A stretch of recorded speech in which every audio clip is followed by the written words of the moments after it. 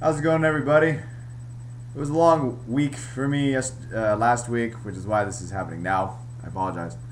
Um, the Seahawks, as you probably did know, they did not win the NFC West, but it was a great season. Therefore, the shirt is being represented today. Um, First and foremost, props to Atlanta Falcon fans. Um, Unfortunately, you guys probably are suffering from the loss to the San Francisco 49ers right now. But a week ago, you played a good game. So just wanted to give props. And as far as doing a football recap, now since the Seattle Seahawks playoff run is over, I've talked to my buddy Deshaun, who does Average Joe Sports here on YouTube. He and I are going to do our big football recap at the end of the Super Bowl. Right now, we're looking to film in February, and then after that, I will get everything edited as soon as possible after that. So it should be shortly after the Super Bowl. So you'll get a little bit more in depth about the Seahawks, Washington Huskies, Central Washington Wildcats, Oakland Raiders, and we'll recap our BCS picks and Super Bowl picks as well. Again, we were originally gonna do it in January, but the Seahawks made the playoffs, so it delayed it a little bit. So let's talk about the game. First and foremost, did the field goal hurt? Yes, the field goal at the end by the Falcons hurt the most. To be that close to one of the greatest comebacks in NFL playoff history, and then to just have it go the other way is. That does hurt. But to me, what makes me frustrated about that game is the fact that we've seen the Falcons in every single year of the Pete Carroll era. And in every game, we have seen the Falcons' explosive offense. They've also jumped on us every game, including this playoff game. They've jumped on us in the first half, and we have a huge deficit. Now, I understand the Falcons are not like the 49ers, Arizona Cardinals, St. Louis Rams, because they're not in the division. But I would put them in the same category as the Chicago Bears. We've been playing the Chicago Bears a lot lately. And we've been playing the Atlanta Falcons a lot lately. We played them in 2010 and 2011 in Seattle, and then we played them in the playoffs this year in Atlanta. And what was incredibly frustrating in that game was not the fact that we couldn't get anything going offensively. It was not the fact of the special teams was iffy. Not the fact that the defense did not come through for the entire game.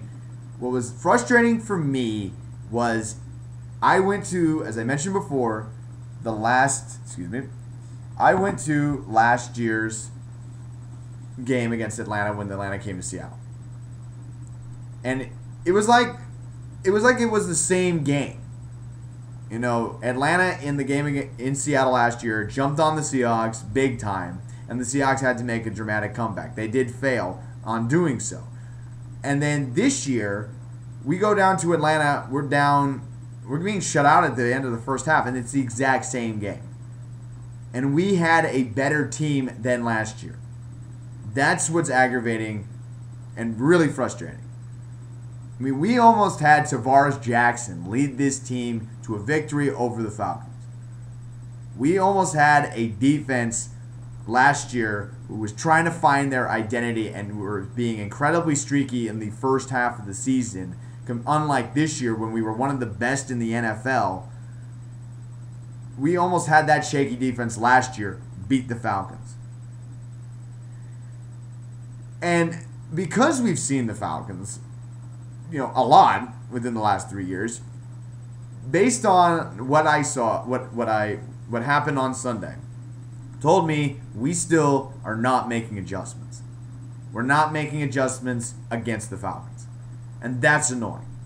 Again, I understand Atlanta and Seattle are not big rivals. I get that. But it was the same game. Seahawks, they come out flat. Atlanta takes a commanding lead. The Seahawks have to come back and win by making a dramatic comeback.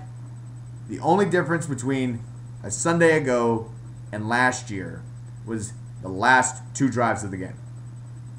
When the Seahawks kicked the field goal, scored a touchdown, and the Falcons kicked the field goal. Other than that, it was the exact same game. And that is what was frustrating. So, unfortunately, Seattle's hopes for winning a Super Bowl this year came up a little short. Now, I do not want this to be all Debbie Downer and that type of deal. Did losing in the playoffs stink a week ago? Yes. Probably a good thing I waited a week before I posted this. But I want to end on this note. What I am going to remember the 2012 Seattle Seahawks for is this. They brought excitement back to Seattle in the world of sports. Not to take anything away from the Seattle Storm, our WNBA team, and the Seattle Sounders FC, our Major League Soccer team. The Storm won the championship in 2010, and the Sounders have made playoff runs for every year they've been around. But I have not, at least to me, I can't remember the last time there was this much excitement for a Seattle sports team. I lived in Ellensburg, Washington. The year the Seahawks went to the Super Bowl, so that could have been it. I grew up in Seattle and then went to Central Washington. So maybe that's just from my personal experience, where maybe there was buzz and I just didn't know it because I wasn't experiencing it as much. But this last month, from when the Seahawks beat the Chicago Bears in overtime to the last playoff game, there was a buzz. And it's a buzz that has not been in Seattle for a really long time. Because there were a lot of great Seattle sports years. There were. You know, in the 80s and 90s we had the Sonics, late 90s we had the Mariners, you know, early 2000s, last decade we had the Seahawks, and then in 2008, as I mentioned before, was the worst year in Seattle sports history. And ever since then, we've just been dying for a winner. We've been dying for a reason to get excited. We've been dying for, I mean, heck, we've been just wanting to be competitive with all of our sports teams at this point. And the Seahawks brought back that excitement and that competitiveness and a reason to be hopeful. And that is what I'm going to remember the 2012 Seattle Seahawks for. I understand, and we'll break this probably more in, when I recap the season with Deshaun, but I know there's a ton of stuff that is going to be talked about. Having a great defense, we're going to be talking, it's probably known as a year that we had a great defense, but we didn't finish some games that we could have finished.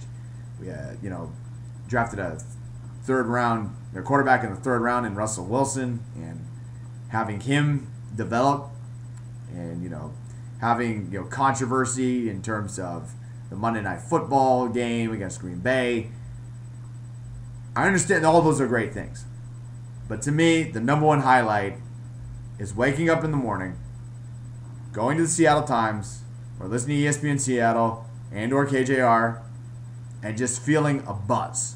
Not only that, I mean, my job makes me drive a lot, so I end up seeing a lot of people out in public. I don't have an office job, and to go through my job and see people with Seahawks jerseys and have people talking about how did the game go, talking about playoff opportunities and what's the easiest and hardest way to get to the Super Bowl, and the idea of doing something special. That was awesome. I mean, that was incredible. It was great to feel that again. I can't remember the last time that happened. I mean, again, I was out of town. I didn't live in Seattle when the Seahawks went to the Super Bowl, so maybe it happened then, but I can't remember. I can't remember the last time I felt that emotion, those feelings, those yeah, we got this, So that is what I'm going to remember the 2012 Seattle Seahawks for. And, you know, that excitement cannot be taken away. There's a lot of reasons to be optimistic about the Seahawks in the years to come. It's not going to be easy. It's not going to be easy. Our division got a lot tougher. We also now, as of this point, have to deal with the defending NFC champs in the San Francisco 49ers. But there's a lot of reasons to be optimistic about this team in the following years. There's a lot. And I will talk more about that in football review with Deshaun. So watch out for that. Thanks for watching. I got a couple of new subscribers throughout my playoff victories, throughout my playoff videos. So thanks for watching. And go Hawks! Go Hawks! We're gonna be a force to reckon with.